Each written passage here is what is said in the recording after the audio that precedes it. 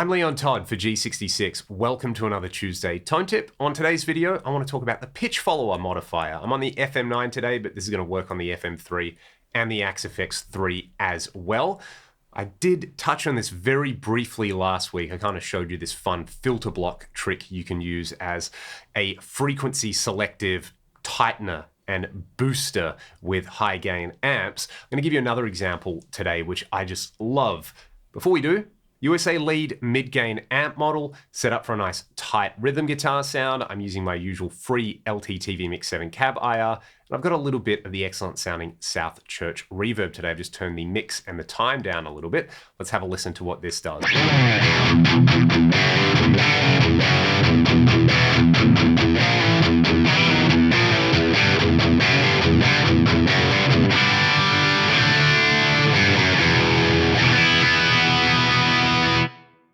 All right, that feels pretty awesome for rhythm guitar stuff. The only thing is I wish I kind of had some more gain so that when I play up nice and high, I've got more sustain.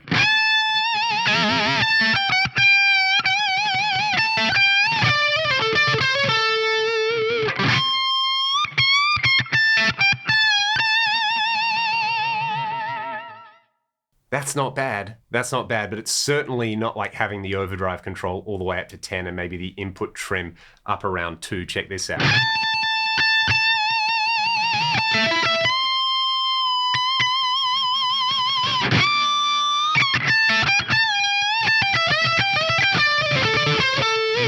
So it would be pretty cool to be able to have that kind of clarity for rhythm guitar stuff, so when I'm playing low notes, but to have the extra saturation when I'm playing up high. I mean, I could turn on a drive pedal when I play up high. That's a really common way to do that, but it would be cool if that was done automatically. This is where the pitch follower modifier comes in, and what the pitch follower, as you could probably guess from the name, does is it detects the note that you're playing and it turns it into a control value on here. So what I'm gonna do here is, I really like the sound with the overdrive on 10 and the input trim up around 2 for the high notes. I'm gonna turn the input trim down to about 0.5, and it should sound pretty similar to that clip that I played at the start for rhythm stuff.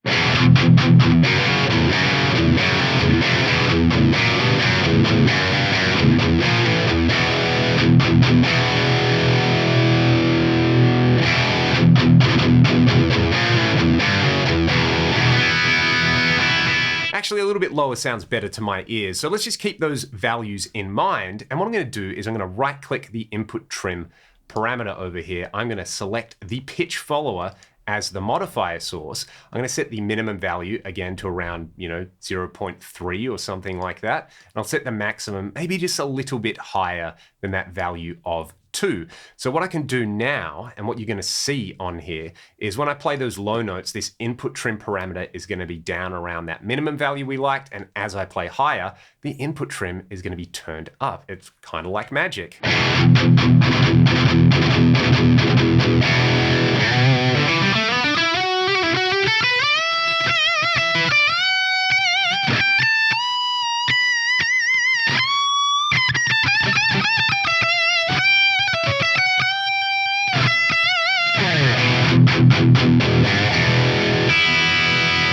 This is something that you can't do with a real amplifier, and I love that it gives me all that crunch and clarity down low, but it makes things so much easier when I'm playing up high. I don't have to turn a drive pedal on or anything like that, and I'm not really altering the core tone in there. It's just like getting more sustain and more gain, and everything's easier, which is what I want.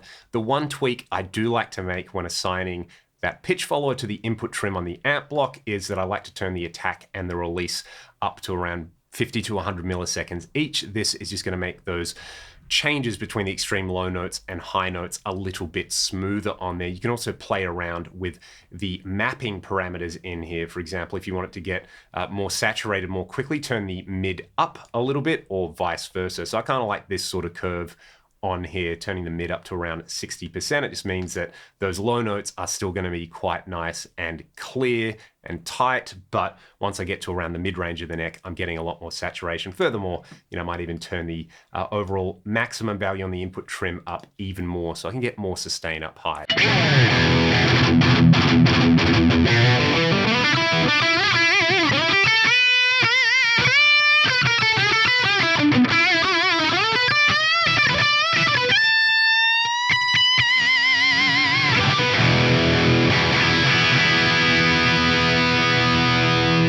that's pretty cool. Now, as I go higher on the neck, I don't just want more gain. I wouldn't mind having like some delay and maybe a little bit more reverb on there. So what I'm gonna do is engage this delay block, and I'm gonna set up the mix so that I get it exactly where I want it for the high notes, which is probably gonna be around 30% on here.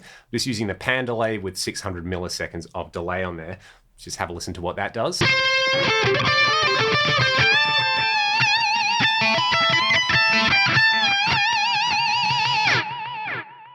Now that's set my maximum delay mix on there. What I'm gonna do is go to the input gain over here, and let's also assign that to the pitch follower.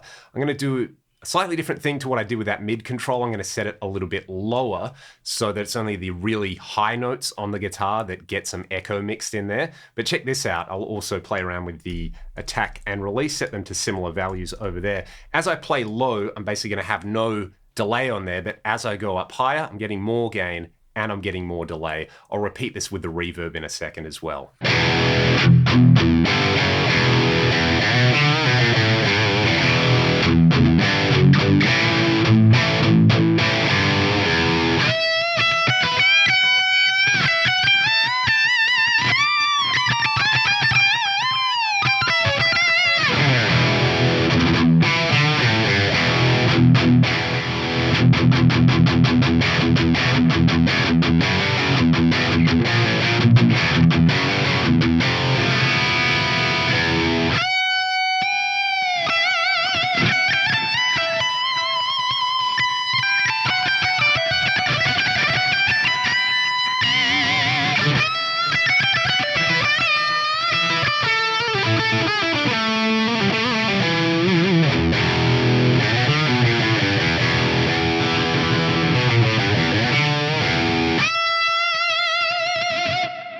One last example while we're having fun with the pitch follower on this patch is I've added the octave divider in front of the amp, and then with the input gain parameter, I've attached the pitch follower again, but I've set the minimum and maximum to opposite values, so my low notes will have the octaves, but my high notes won't. Again, I'll just bring the attack and release up a little bit to make this smoother.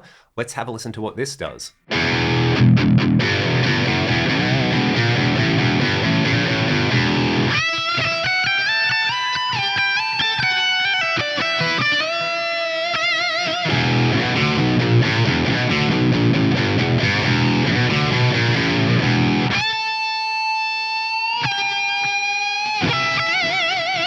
The sky really is the limit with what you can do with the pitch follower, and I would love to hear from all of you about some of the creative uses you've got for it. If you've never tried it, you can try this setup that I've gone through here, or you can just go to factory preset 343, which is actually a factory preset I made based on the pitch follower. Same tricks in there. Input trim has the pitch follower assigned to it, same with delay and reverb input gain on there. The other fun trick here is the delay feedback is attached to the pitch follower as well. So it really kind of takes what we did in this video to the next level, but you can try it with any sort of block in there and kind of go beyond what you can do with traditional gear. That is one of the great strengths of the Fractal ecosystem here. Let me know your thoughts in the comments section below. If you have any further questions or requests, also let me know in the comments. Otherwise, I will see you all next week for another Tuesday Tone Tip. Take it easy.